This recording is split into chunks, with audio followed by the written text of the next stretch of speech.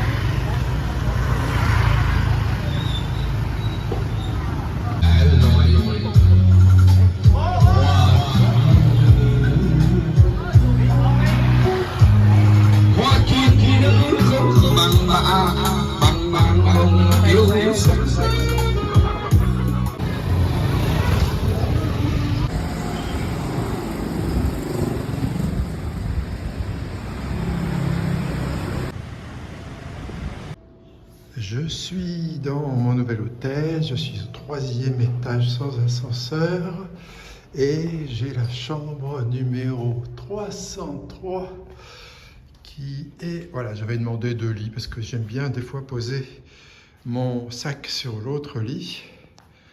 Et ben voilà, c'est très simple. Ici, petit coin sympa, tac. Et puis télévision, petit frigo où dedans il y a quelques boissons, air conditionné, petite armoire, et puis lavabo, toilette, et puis j'ai la chance d'avoir une douche qui n'est pas en même temps que les toilettes. Donc ça c'est appréciable avec un petit peu de luminosité extérieure. 11 centimes le poisson. Ceux-là sont différents, 22 centimes. Et ceux-là sont plus gros, une cinquantaine de centimes. Chaque poisson.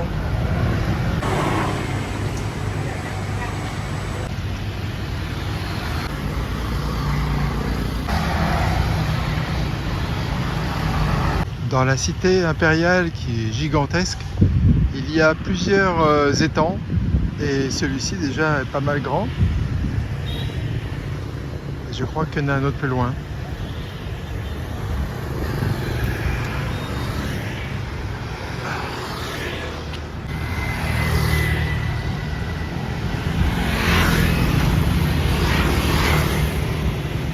Cette petite île est accessible à tout le monde. Il suffit de prendre le petit pont qui est là. Sympa, cool.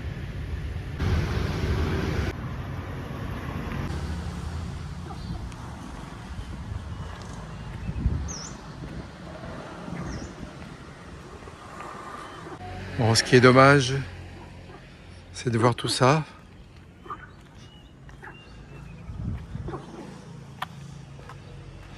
Là, c'est un petit peu plus propre.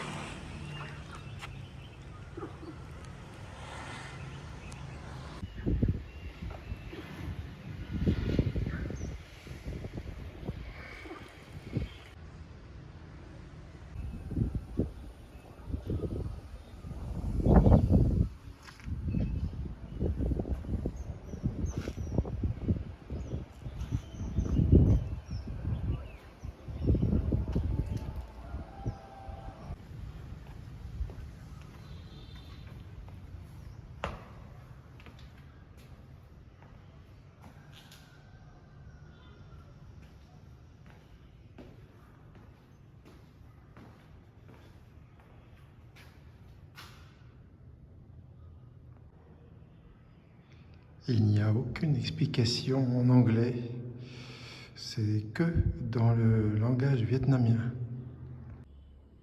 Les escaliers sont raides ici.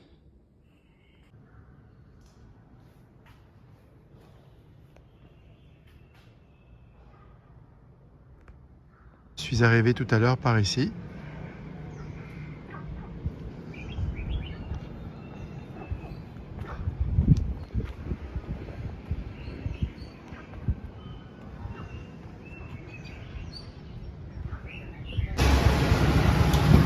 J'ai pris un truc à la coconut.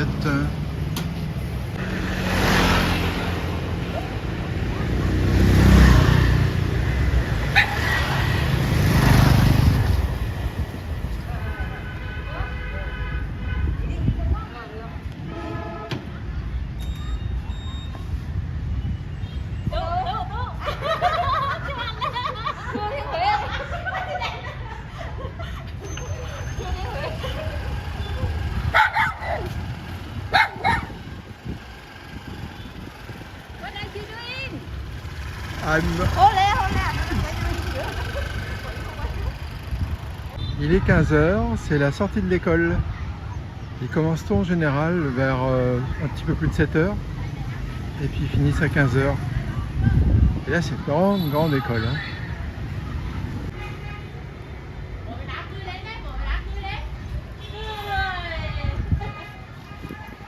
Je suis toujours dans l'enceinte de la cité impériale.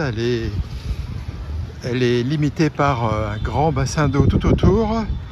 Et le palais impérial est lui-même entouré d'un autre bassin d'eau. Et la cité impériale est très grande. Donc c'est vraiment très sympa de se balader là. Bon, aujourd'hui il ne fait pas très beau. Il fait bon par contre. J'arrive à un des coins de la cité impériale.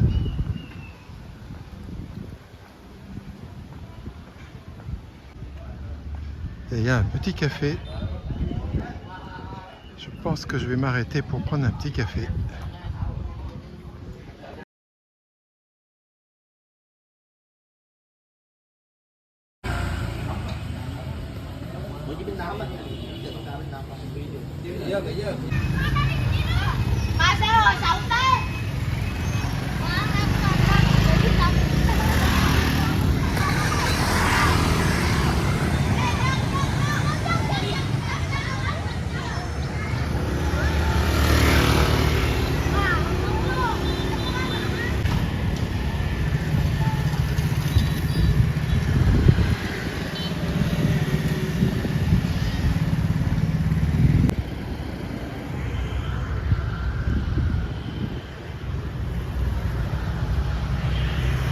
Il y a pas mal de bassins à l'intérieur de l'endroit et là c'est pas mal, ils ont fait un petit resto au milieu.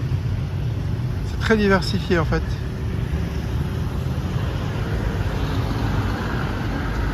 Une ancienne bâtisse coloniale que le gouvernement s'est attribuée et j'ai souvent vu pendant mon périple cette chose-là qui dit qu'il fête les 94 ans de quelque chose. J'ai regardé donc dans Google et en fait c'est la création du Parti communiste vietnamien inspiré du marxisme-léninisme adapté au pays.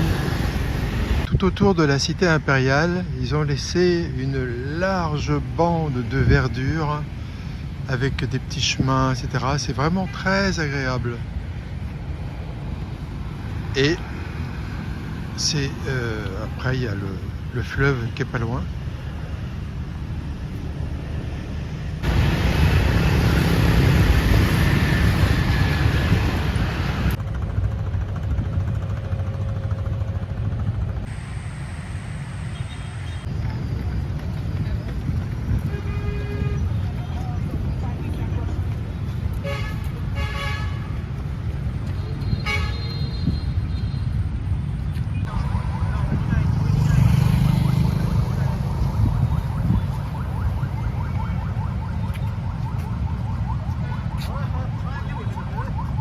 J'ai bien fait de descendre des montagnes parce que quand on regarde,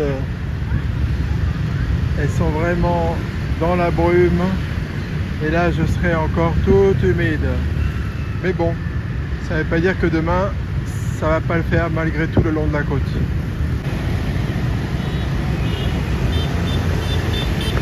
C'est le premier flic que je vois qui fait la circulation. Je sais pas s'il sert à grand chose en fait.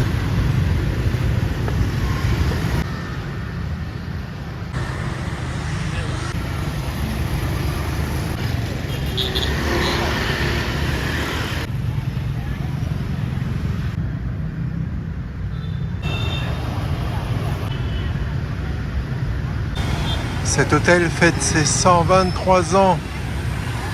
En fait, il était construit durant la période française, l'Indochine, et était tenu par un Français.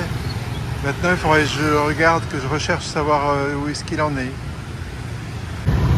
L'hôtel a bien été construit par un Français, il a été cédé à un Français, un autre Français 2 ans plus tard, et puis ensuite vendu à encore un autre Français, Morin, durant la période d'Indochine. Et c'était en fait le plus bel hôtel de toute l'Indochine. Et quand les Français sont partis, le bâtiment a été remis à une université, donc des étudiants étaient dedans. Et puis à un moment donné, ils ont décidé de le reconvertir en hôtel. Et c'était un hôtel pour des gens qui n'avaient pas d'argent. Enfin voilà, pour des backpackers, des routards. Donc ils ont bien pu en profiter à ce moment-là. Et puis ensuite, il a été complètement revu par l'industrie touristique gérée par le gouvernement vietnamien. Et depuis, c'est devenu un hôtel de luxe, 4 étoiles, et qui marche bien.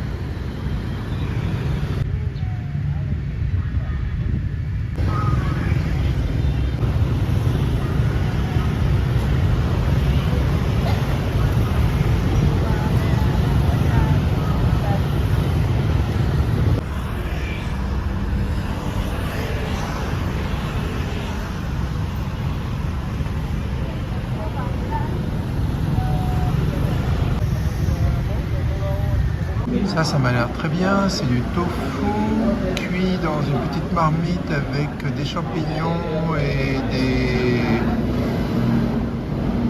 différents petits légumes. Bon, la réalité est un petit peu différente. Je crois que je vais devoir aller manger ailleurs, après avoir mangé ça. Il y en avait 8 comme ça, et j'ai oublié de filmer, avec la petite bière. C'est sur une bonne bière que je termine la 55e journée de ce périple.